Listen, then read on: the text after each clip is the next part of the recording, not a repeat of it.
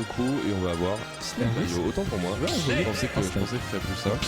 Finalement, on sort un Snake. Très bien. A voir comment ça se déroule ici. On va pouvoir inverser et lancer le VS. C'est juste parti les amis. On part sur SBF. SBF en effet m'a passé équilibré pour les deux. En fait le problème ça va vraiment être pour Snake là, de survivre aux assauts de Bayonetta et d'arriver à poser son jeu en fait quand on est Bayonetta sur cette côte et ça c'est difficile. Hein. Donc là on va essayer de zoner un peu avec ces grenades de ce que je vois. Faire attention, là tous ces projectiles qui vont nous faire monter à 30%, ça permet de taper comme ça assez rapidement. C'est ça en fait, on va avoir beaucoup de duels en plus qui vont taper dans ces grenades contre le Bayo, donc il faut faire attention à ça. On voit voilà, ce jeu de grenade qui peut s'installer assez rapidement, mais dès qu'on fait une erreur, malheureusement on a la Bayo sur le côte, on prend énormément de pourcentage. Le désavantage de Snake, c'est vraiment une chaussette, un désavantage malheureusement, il se fait allumer par Bayo dès qu'il se fait toucher, mais ça va être la difficulté, ça va être de rentrer et surtout de ne pas oublier le C4 parce que là on voit qu'on a 80%, on va mourir assez clé. Ça c'est le. Il fait un mètre un smash et qui va nous faire perdre notre première stop. Le contre à la source Lefty qui a vraiment pas déconné, on l'a eu tout le temps, mais bon on a encore oublié le C4 et on a oublié. Et ça pardonne pas. On s'est pris 2 C4 depuis qu'on a 60% et on est mort, fin de l'histoire. Donc vraiment c'est ça en fait la difficulté, c'est qu'on a des phases d'avantage pas forcément très faciles à trouver justement, au contraire. Les décons et trop par contre elles sont énormes, mais il faut juste se faire gratter en fait. Voilà, c'est voilà qui vont empêcher des fois des trop longs combos quand c'est pas trop évidemment. Quand c'est pas trop, garder parfois la grenade sur soi peut empêcher la Bayo et on vient de voir de trouver cette phase d'avantage. Mais on peine quand même à sortir des phases d'avantage comme vous le voyez. On en trouve des très bonnes. Est-ce qu'ici on peut tuer? Oui. Ça va venir chercher tout en haut. Hein. Non mais complètement, Bayo c'est aussi ça, c'est un harceleux en termes de hauteur, on vient tout en haut même avec la bielle, je pense que ça suffisait pas, on était vraiment très proche de la zone et là on a Alvis qui essaie de remonter tranquillement, on se joue un petit peu avec ses projectiles pour essayer de mettre des pourcents et d'arriver à tuer cette Bayo.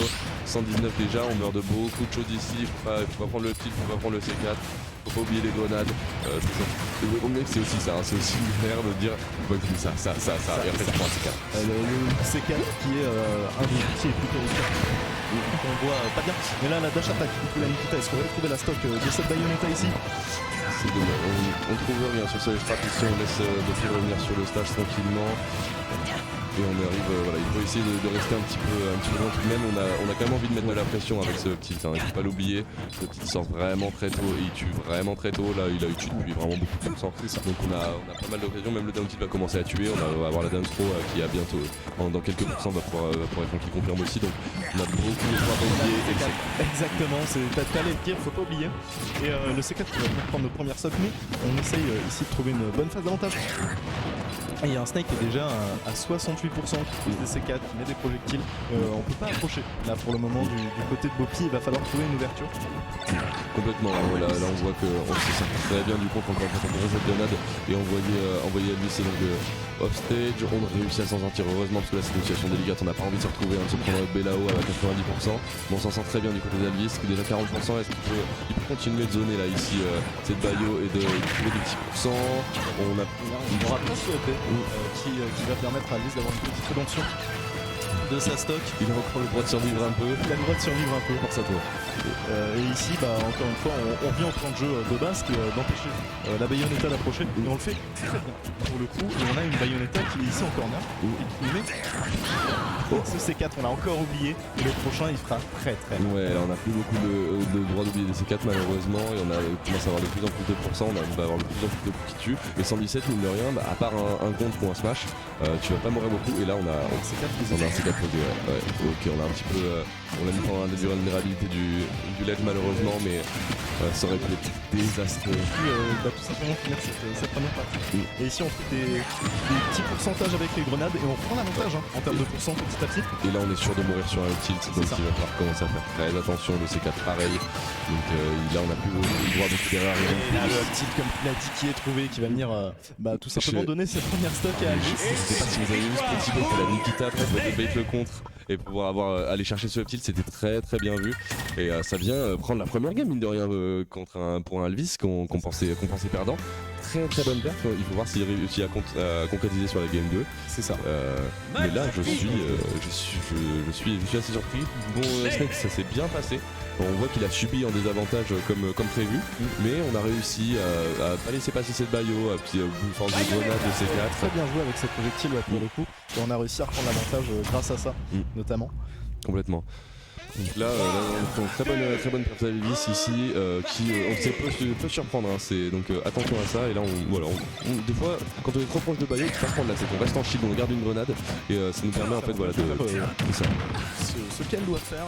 C'est ça, ça enlève toute la pression de shield, tout ce qu'on peut subir contre Bayo, c'est pas son problème. Là, tu vois, dès qu'il est en situation un petit peu bizarre de corps à corps, grenade. Ouais. Et c'est tout ce qu'on veut. Ici. Et on voit que ça marche, hein, parce qu'on a une Bayonetta qui est déjà à 71%. On a un avantage qui est relativement conséquent. Et il y a beaucoup de choses qui vont bientôt venir là déjà. Complètement. On a besoin de beaucoup pour venir tuer. Ici, on trouve une bonne phase là pour prendre coup pour coup du côté de Boppy, 80% des deux côtés. Et là maintenant, c'est malheureusement forcément ce genre de pourcentage à l'avantage d'Alvis. Et il a même trouvé un C4 sur la plateforme. Ça tue. Il a même collé sur la bagnole directement.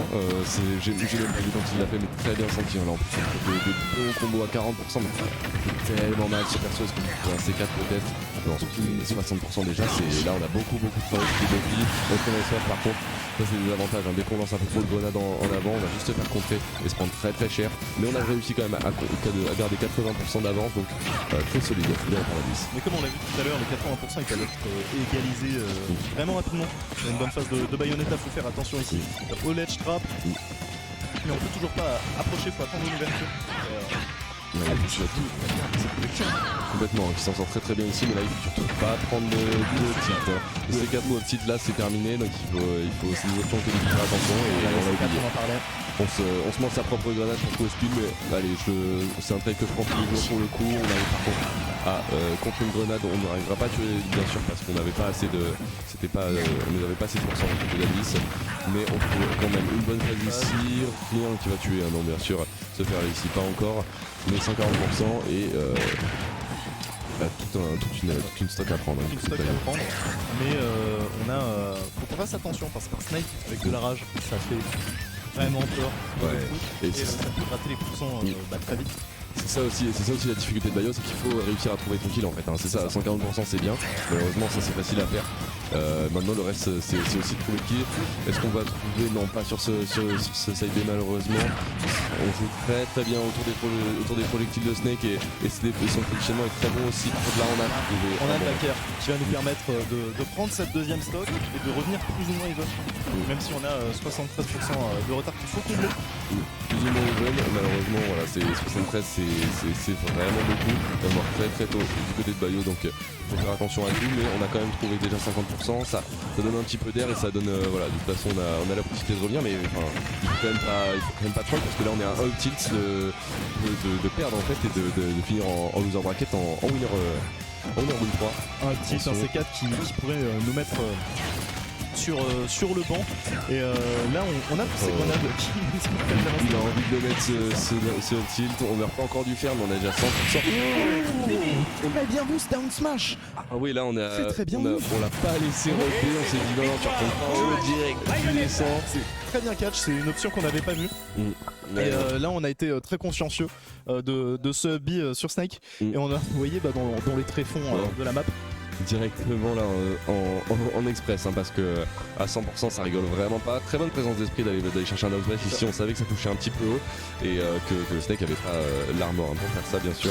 Donc personne s'y attendait pour le coup. C'est une option qu'on n'avait pas vue du match. Non. Et c'est l'option surprise. Ouais, l'option surprise pour le coup il a pris son B trop bas et il le manque. Donc ça c'est bien senti en plus, c'était une situation difficile, on a mis 2 ou 3 tirs sur le shield, c'était vraiment chaud et on arrive quand même à trouver ce down smash en situation de last hit, donc belle présence d'esprit et belle patience de la part de Boppy qui a réussi à trouver cette deuxième game pour nous emmener sur une fabuleuse game 3 on l'espère, qui va se passer sur Holo Bastion.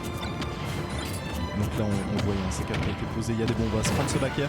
Maintenant on est au milieu du terrain, on va se prendre ce d'air ici, on est sur la plateforme. On se fait vraiment peur hein, sur les C4 et les grenades ici, on a beaucoup de pourcents déjà du côté de Bayo, ça monte vraiment tranquillement. on choisit de ne pas punir ces backers, c'est pas si safe que ça, mais on les punit pas quand même, et on a déjà 100% qui s'accumulent.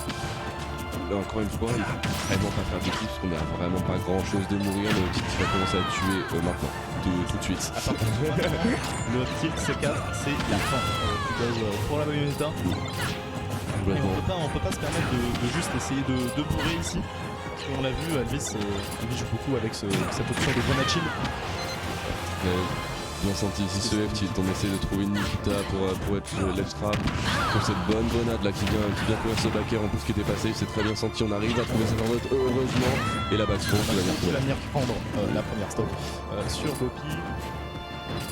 Maintenant faut essayer de combler le retard qu'on a de prendre cette stock sur Alvis, sinon les pourcents vont vite monter et on voit déjà 40% en corner et c'est pas une situation agréable. Non, clairement on voit Alvis d'ailleurs qui fait de mix-up sur des choses. Bon là on trouve quand même un très bon backer qui vient vraiment très bien space, on a même essayé de grab tellement on a cru à ce bait, mais non, c'était juste un bon backer pour prendre cette première stock.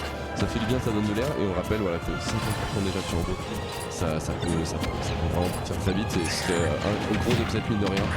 C'est ça. Donc là il faut que Boppy se reprenne en main et a réussi à trouver une entrée. Elvis qui lance tout ce qu'il a, toutes les grenades, tout, et ça empêche totalement Bayonetta de trouver que ce soit un combo starter, une phase d'avantage.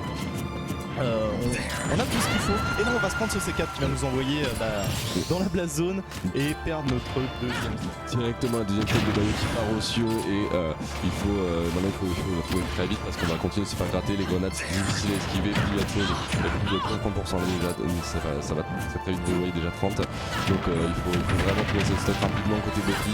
Ça peut très mal, il va falloir affronter un pari colossal si on n'arrive pas à trouver cette deuxième tête rapidement. Peut-être sur cette phase d'avantage, non même pas, le problème c'est qu'on a plus vraiment de grand chose qui tue là, il va falloir trouver, on a plus vraiment de kill confirme, il va falloir trouver un plus sec, un backer, de slash, en ledge, quelque chose. Ouais. Et ici peut-être, bien chercher. Non CSD. Non, on a dû faire une grenade ou un backer de Snake très bien joué. On savait qu'il allait venir le chercher et Pierre qui prend la game. Un backer. Il prend la game. Ouais, il s'est pris un backer tout le temps. Ok, je croyais qu'on était trop monté. Non, tu peux pas mourir si tu montes trop. En fait, donc il faut savoir, voilà, Bayo peut pas mourir toute seule.